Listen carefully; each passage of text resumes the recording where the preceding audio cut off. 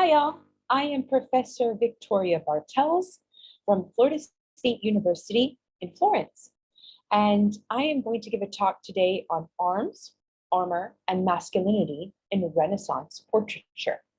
This talk was part of the Bagnesi live lecture series, which I delivered on November 30th, 2021, and this recorded version is being made so viewers can watch the talk in its entirety, as we had a few technical difficulties during the live version of the talk, and we decided to re-record a version of the lecture so people could enjoy it at a later date. Okay, before I begin, I just wanted to give special thanks to Frank Nero and the rest of the team at FSU International Programs and FSU Florence for the invitation to speak, as well as Hannah in the alumni office. Now I'm just going to share my screen.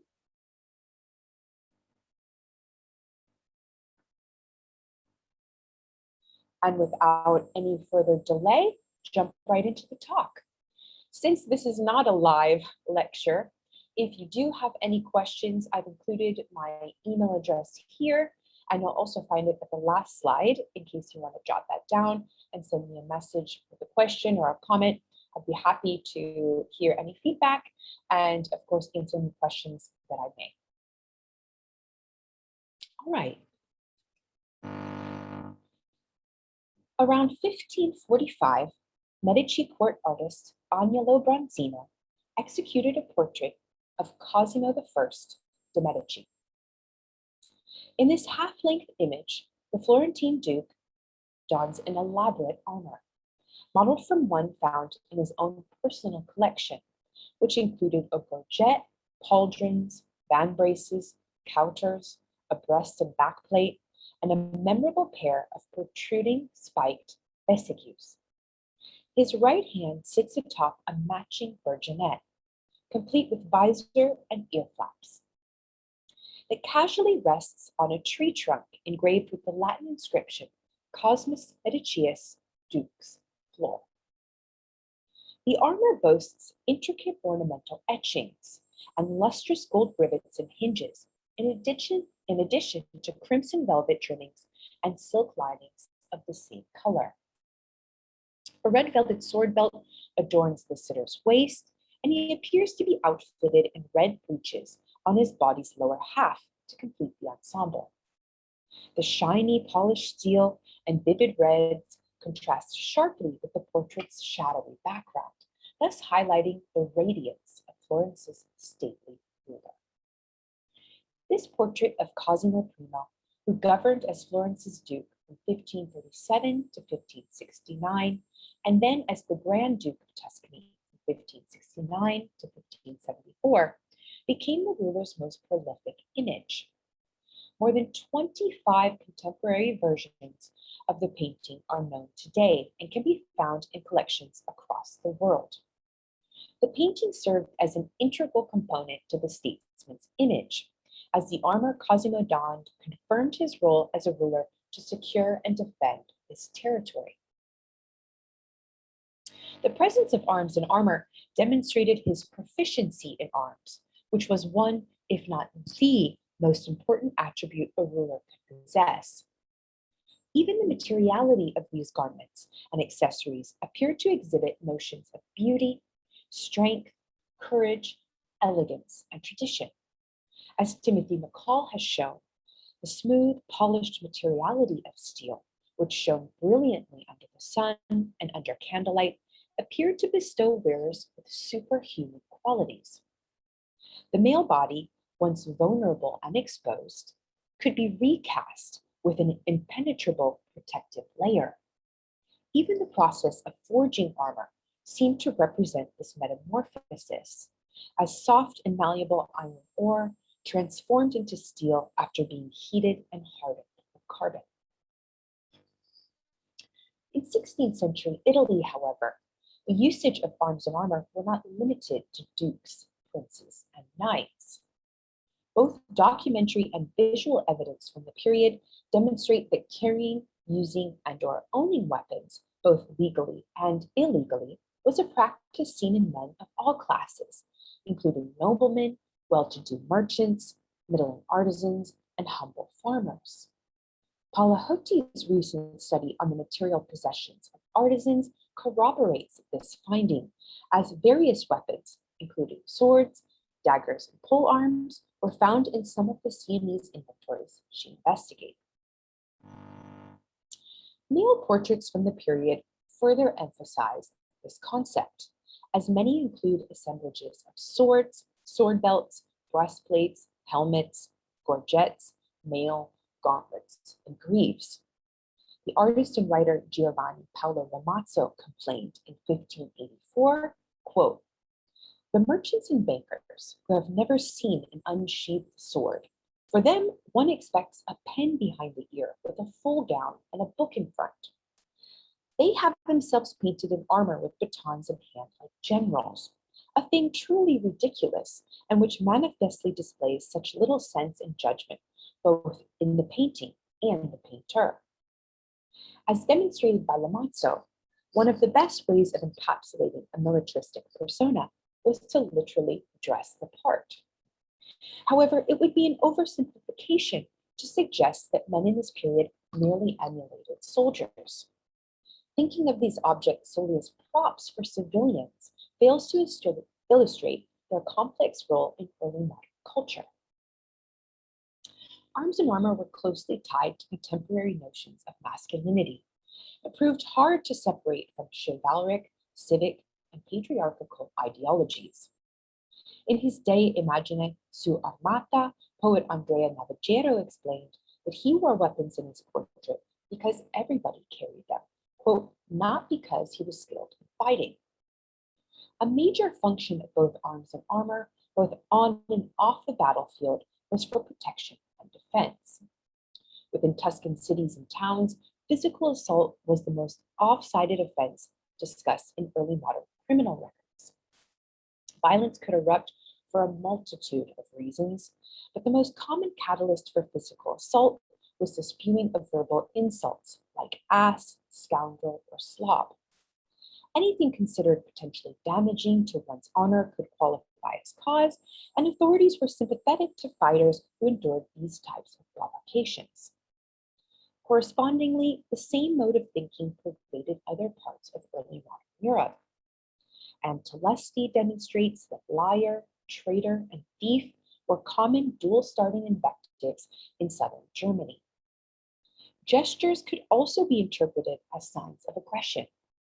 Gripping one's hilt, pulling the sword ever so slightly out of its scabbard, or pushing back one's clothing to reveal a weapon lingering underneath all served as non-verbal cues of antagonism. Even taking off one's coat could be interpreted as hostile, as a young man in Germany explained that his friend removed an outer layer because, quote, "he was warm, not with the intention of starting anything."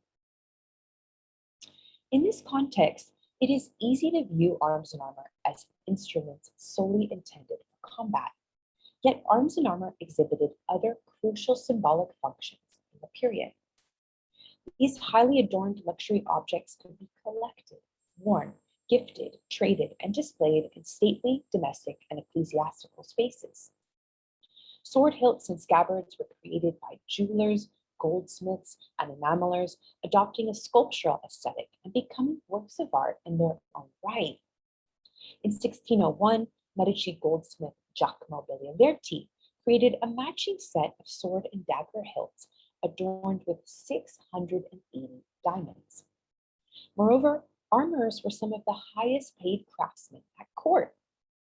For the harness depicted in Alonso Sanchez Coelho's 1575 portrait of Philip II, the Spanish king paid his Augsburg armor 12 times more than the painter Titian earned for each of the portraits he painted of Philip's father, Holy Roman Emperor Charles V.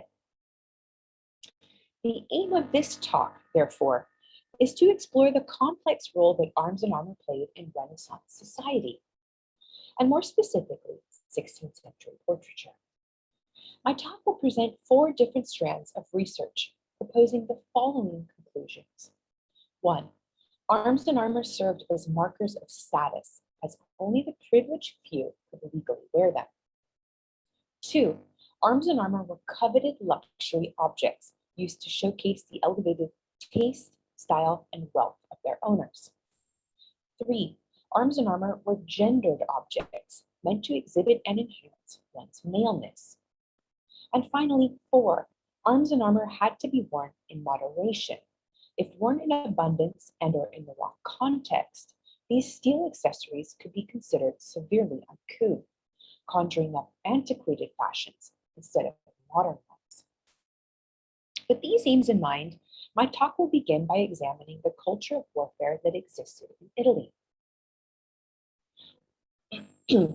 While the next section will investigate armor as a costly luxury object, discussing its adornment techniques and inextricable link to men's fashion. I will subsequently explore contemporary legislative practices in Florence and then examine armor and its link to contemporary notions of masculinity. I will conclude by examining the negative associations of looking too pugnacious, shedding light on the contradictory nature of arms and armor, along with the anxiety these objects appear to produce. In order to understand the role of arms and armor in the Renaissance, we must also investigate the environment in which these objects existed and the culture of warfare in 16th century Europe. The Italian wars, which spanned a little over 5 decades, as well as the more regionalized battles that followed, affected a multitude of territories across Europe. The martial spirit of the period extended far beyond the battlefield, however. The images of soldiers, particularly the Swiss and German mercenaries, shown here, became commonplace. Popular interest in a wide variety of martial literature also flourished, including a surge of contemporary and historical war treatises. At the same time, medieval notions of chivalry enjoyed a Renaissance revival. Medieval texts, such as Amadis of Gaul, were republished and found fame among enthusiastic contemporaries. Italian poet Ludovico Ariosto's epic poem, Orlando Furioso, became a 16th century bestseller, even surpassing the Bible in the number of copies sold. In addition to simply reading the poem, contemporaries sung, recited, and performed its verses. In short, a taste for the romantic days of yore, complete with armor-clad knights, seemed to pervade 16th century Europe. Yet, the medieval notion of chivalry, which the Oxford English Dictionary defines as, quote, knights or horsemen equipped for battle, was in the process of being supplanted by emerging practices of warfare. After military strategy became its own discipline, tactical methods of battle started to shift. One such modification had to do with the organization of Renaissance military forces, specifically exchanging large amounts of cavalry with foot soldiers. Equipped with guns and cannons in addition to long pikes and halberds, foot soldiers proved more agile than the lance-wielding cavalry.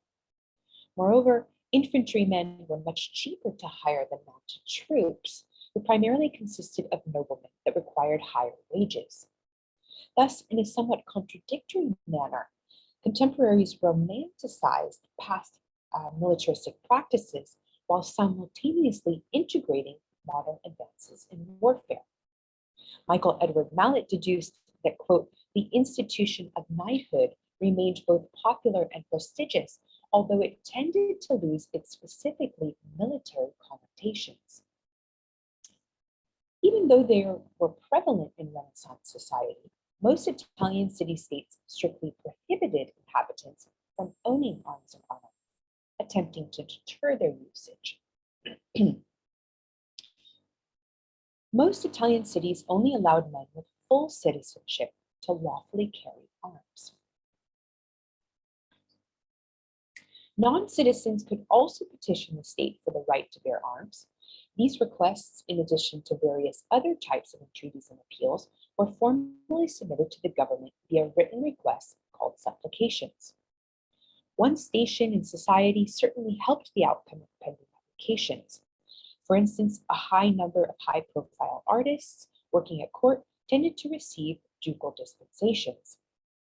In a 1599 letter, Eleonora de' Medici Gonzaga asked ducal advisor Belisario Vinta to assist with an arms license for the musician Francesco Razzi.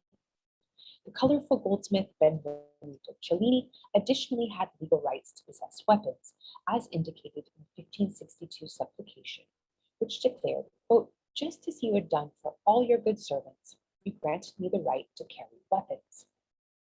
As evident from his many supplications, Cellini cherished his authorization to carry arms and took full advantage of the allowance by maintaining a fully stocked arsenal. A 1538 inventory of his apartment in Rome reveals that he owned 4 firearms, an Italian polearm, and a slew of male garments, which included 2 jackets, a hood, a mezzateste, a pair of sleeves, and gloves. In another inventory from 1570, the goldsmith also possessed 2 daggers in the pistolese style, a knife alla turchesca, a sword, a 1.5-handed sword, and a zagaglia, all in the antechamber of his apartment in Florence.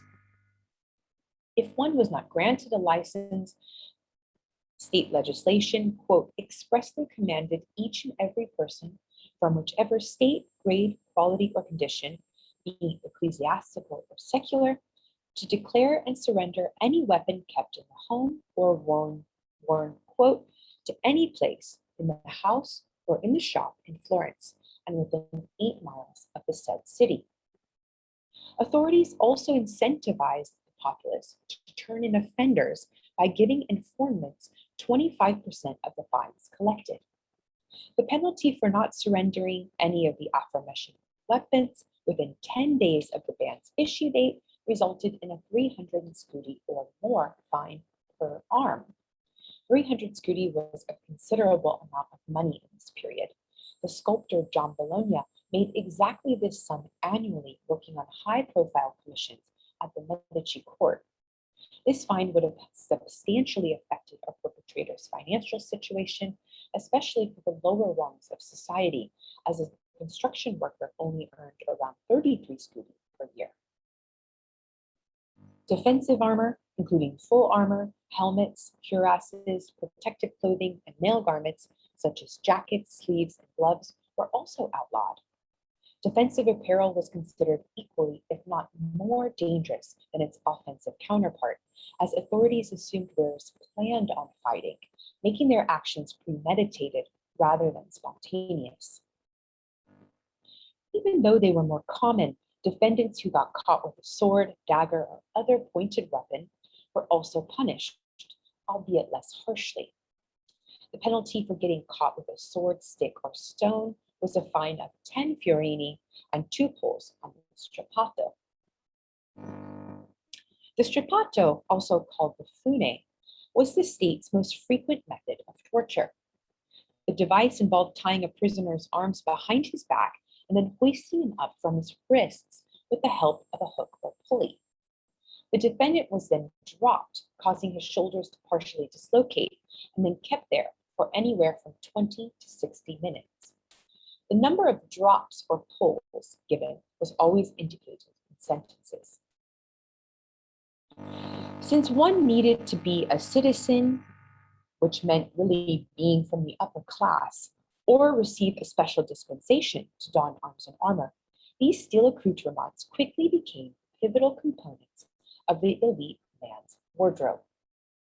In portraiture, a casual gorget, breastplate, or pair of greaves could spruce up a statesman's image, the steel's hardness and bright luminosity contrasting against the suppleness of textured velvets, silks, and leather.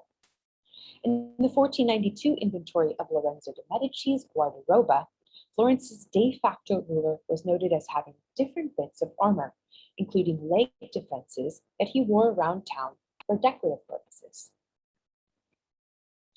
Armor and other types of defensive wear were also positioned under clothing.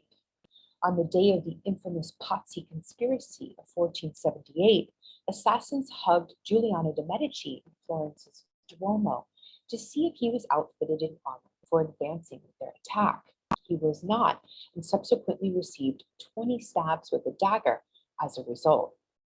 Galeazzo Maria Sforza suffered a similar fate in 1476 in Milan's church of Santo Stefano. His courtier Bernardino Corio explains that Sforza had decided against wearing his cuirass that morning because it made him look, quote, too fat.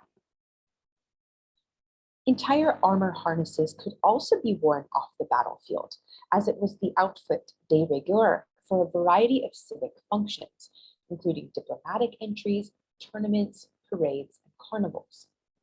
One such case occurred at the 1547-48 Diet of Augsburg, where the Spanish Prince Philip II vied for the title of Holy Roman Emperor, fully outfitted in steel. Clothing and armor were inextricably linked in the minds of contemporaries, naturally encouraging the latest trends in menswear to also be fashioned in steel. Despite the more rigid configuration of its materiality, slashing, pinking, billowing sleeves, paned breeches, and peas-cob bellies, which is what you actually see here in this slide, this extended belly protruding past the waistline, were all replicated in armor and served no tactical advantage in battle. The Augsburg armorer Coleman Helmschmied often incorporated imitative slashing into his favored armor designs. In approximately 1525, Coleman teamed up with local armor etcher Daniel Hopfer to create a costume harnish for an officer of the Landsknecht mercenaries. In the impressively fashioned harness, the steel has been embossed, etched, and gilded in parts to mimic the exaggerated puffed and slashed costume worn ubiquitously by both German and Swiss mercenaries in this period. You'll even see the codpiece replicated in each of the illustrations shown on the slide. As with other complex luxury goods, creating elaborate armors required multiple craftsmen trained in disparate materials to work collaboratively. The combined efforts of armorers, goldsmiths, etchers, engravers, and painters led to increasingly more complex aesthetic designs. Plate armor could be etched, embossed, engraved, blued, gilded, and/or damascened, allowing for the addition of awe-inspiring embellishments. Goldsmiths were trained in the complex task of embossing, which involved the hammering and punching of an armorer's underlayer to create designs in relief on the surface. Embossing typically only ornamented parade armor, as the process weakened metal considerably, making it ineffective for anything defense-related. Marina Belosserskaya equates 16th century parade armor to, quote, a kind of wearable sculpture, linking it to modern-day haute couture. Arguably the most pivotal accessory to the male elite wardrobe were bladed weapons.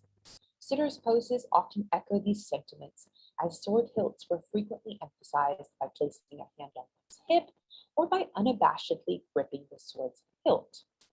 The period's most beloved sword was undoubtedly the rapier. Although disputed among scholars, most agree its nomenclature derives from, quote, espada ropera, or sword of the robe, meaning it was meant to be worn in civilian dress.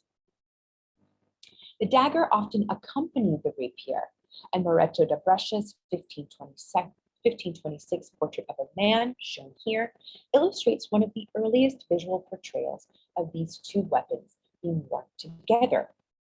Chronicler and clergyman Claude Hayton disapprovingly remarked in 1555, quote, there is no mother's son at this time who did not carry a sword or a dagger.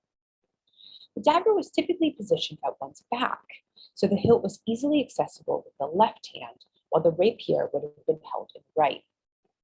For this reason, only a small portion of dagger hilts are actually visible in period portraiture. As swords and daggers became regular fixtures in men's dress, they were commonly fashioned in sets. Hilts and scabbards were customized to complement the metalwork found on a patron's dress, including rings, pendants, earrings, buttons, and buckles. Moralists wasted no time in condemning this trend, as English pamphleteer Philip Stubbs complained in his 1583 Anatomy of abuses, quote, their rapiers, swords, and daggers gilt twice or thrice over the hilts with good angel gold, or else argented over with silver, are a, quote, great shoe of pride, an infallible token of vain glory, and a grievous offense to God.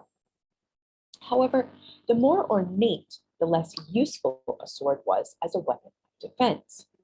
Only hilts constructed from iron or steel could actually be fought with, assuming any additional decoration had not compromised their effectiveness. Hilts forged from solid gold or silver remained too delicate to endure the wear and tear of combat.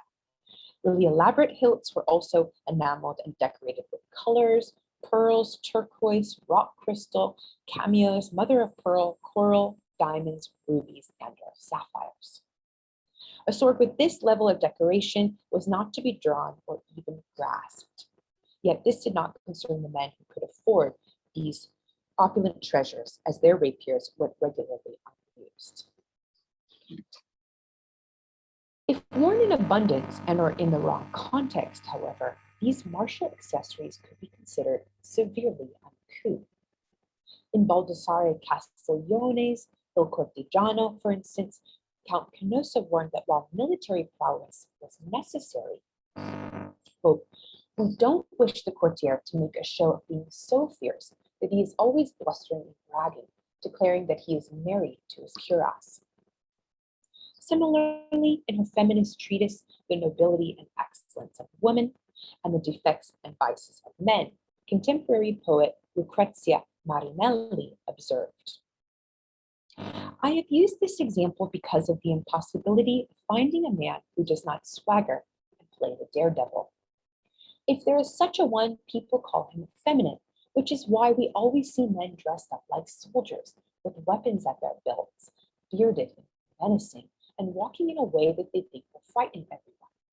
Often they wear gloves of mail and contrive for their weapons to clink under their clothing, so that people realize they are armed and ready for combat and feel intimidated by them. What are these things but artifice and tinsel? As we have noted, martial ability, or at least the semblance of it, was closely intertwined with masculinity. There were, however, instances of women using arms, suggesting that some also possessed the know-how to wield weaponry. One such case occurred in a 1586 aviso from Rome, which recorded that a Pordenone girl armed with 3 wheel-lock pistols attacked 5 men who were attempting to murder her father. After shooting and killing 3 of the said perpetrators and wounding a 4th, she was heralded for her bravery and compared to the renowned Amazon women of antiquity. Crossbows were also used by women on occasion. England's Queen Elizabeth I, for instance, was known to hunt with a crossbow, and in another aviso sent from Brussels to the Medici court in May 1615, testimonies recounted that the Infanta Isabel Clara Eugenia impressively handled a crossbow at the city's annual shooting of the Papagate tournament. Even considering these noteworthy examples, weapons were primarily male objects, inextricably tied to contemporary notions of masculinity. This point is currently supported in portraiture and other types of visual imagery from the period. The quasi-obligatory wearing of armor and weapons appeared to take hold starting at a very young age, especially for boys in noble or stately families. The message is clear. Martial ability is a manly virtue, one that begins in boyhood. As Judith Butler famously argued in her writings on sex, gender, culture, and desire, quote, gender proves to be performative, that is, constituting the identity it is purported to be. Yet, as many studies on gender have already demonstrated, contemporary notions of Renaissance masculinity tended to be quite contradictory.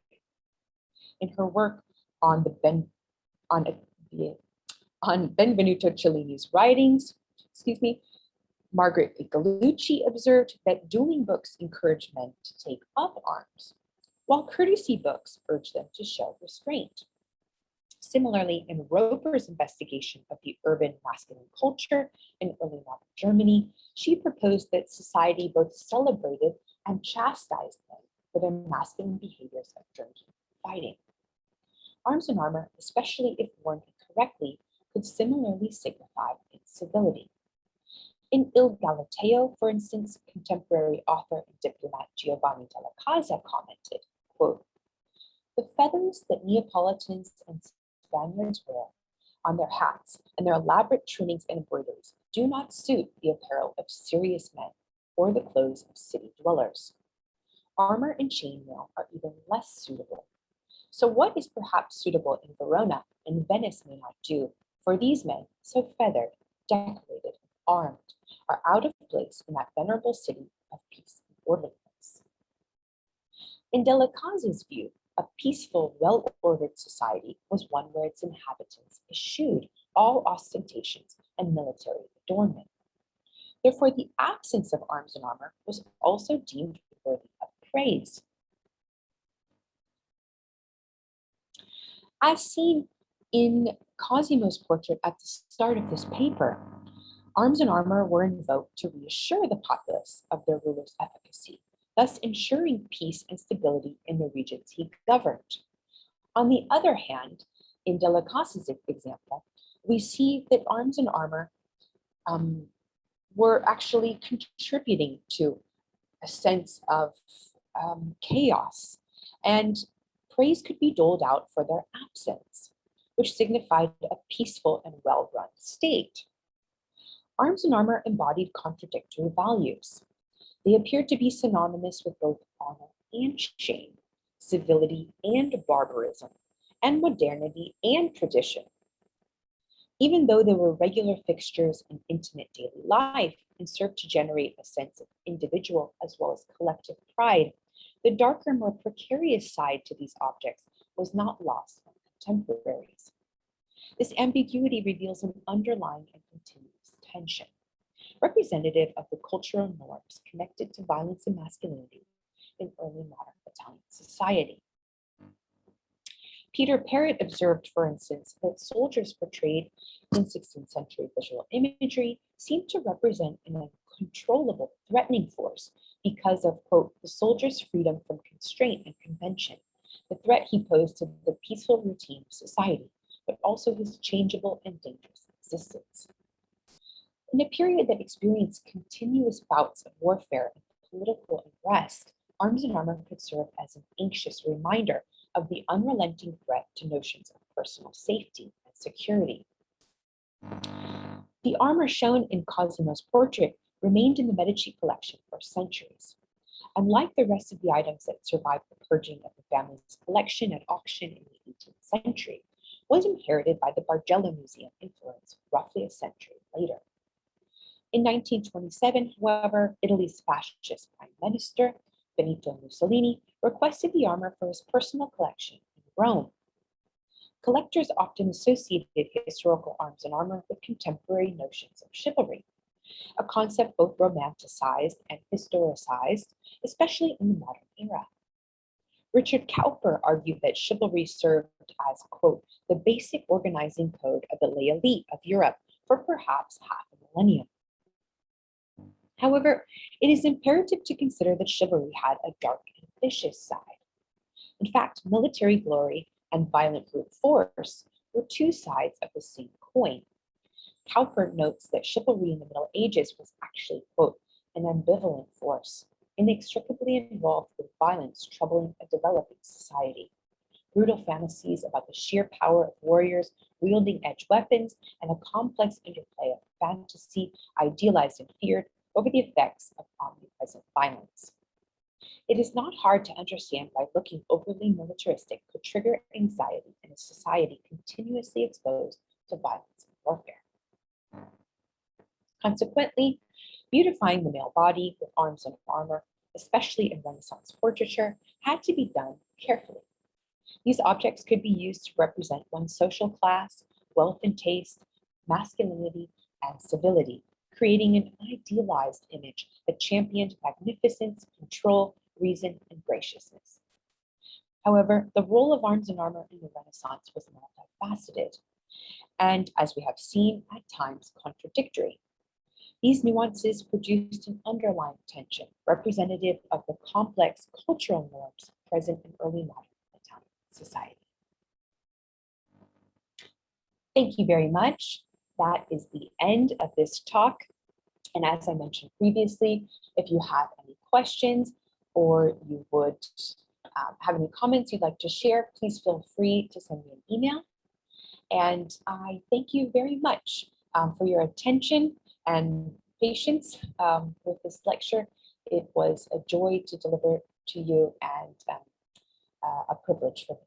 Thank you very much. Goodbye.